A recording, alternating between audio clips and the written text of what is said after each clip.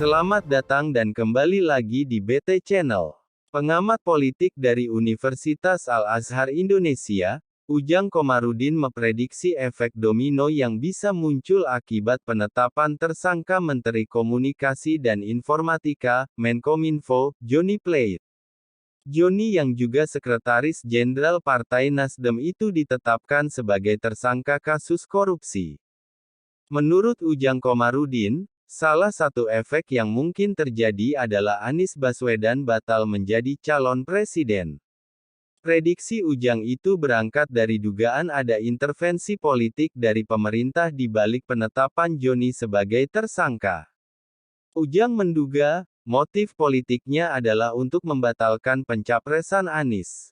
Kita tahu, Anies Baswedan merupakan antitesa Jokowi, ujar Ujang Kamis tanggal 18 Mei tahun 2023. Nasdem bersama Partai Demokrat dan PKS diketahui bergabung membentuk Koalisi Perubahan untuk Persatuan (KPP) dan bersepakat mengusung Anies Baswedan sebagai calon presiden Pilpres 2024. Ujang melanjutkan, Nasdem bisa saja batal mengusung Anies sebagai capres apabila tidak sanggup lagi menahan berbagai tekanan politik seperti penetapan Johnny sebagai tersangka. Nasdem bisa jadi memilih menarik dukungannya, lalu mengusung kader partai sendiri untuk menjadi cawapres pendamping capres lain. Bisa juga terjadi sebaliknya, yakni Nasdem semakin yakin mengusung Anies.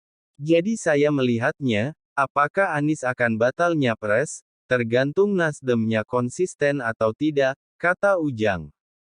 Nasdem bisa jadi gaspol buat Anies. Atau bisa juga membatalkan karena tidak kuat dengan tekanan-tekanan, kata Ujang menambahkan. Seandainya Nasdem menarik dukungannya, Anies akan kehilangan tiket pencapresan. Sebab, gabungan Partai Demokrat dan PKS tidak mencukupi ambang batas pencalonan presiden atau presidensial threshold 20% kursi DPR. Sementara itu, Anies Baswedan menegaskan bahwa tidak ada yang berubah dari kesepakatannya dengan Partai Nasdem usai Johnny jadi tersangka. Anies mengatakan, dirinya dan Partai Nasdem justru akan terus bersama-sama menghadapi tantangan menuju Pilpres 2024 mendatang. Tantangan besar insya Allah bisa dilewati bila keyakinan itu ada, dan malam ini saya menyaksikan dari dekat.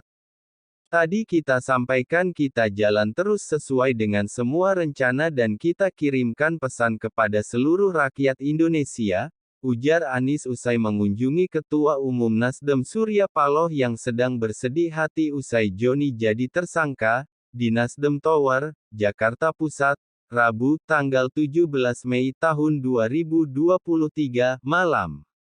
Sebelumnya, pada Rabu tanggal 17 Mei tahun 2023 siang, Kejagung menetapkan Menkominfo sekaligus Sekjen Partai Nasdem, Johnny Gerard Plate sebagai tersangka kasus dugaan korupsi proyek pembangunan infrastruktur Base Transceiver Station (BTS) Badan Aksesibilitas Telekomunikasi dan Informasi, Bakti Kemenkominfo. Nilai kerugian negara dalam kasus ini mencapai 8,32 triliun rupiah.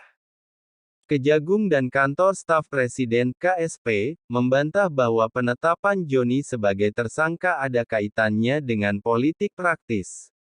Dua lembaga itu mengeklaim, langkah Kejagung murni upaya penegakan hukum.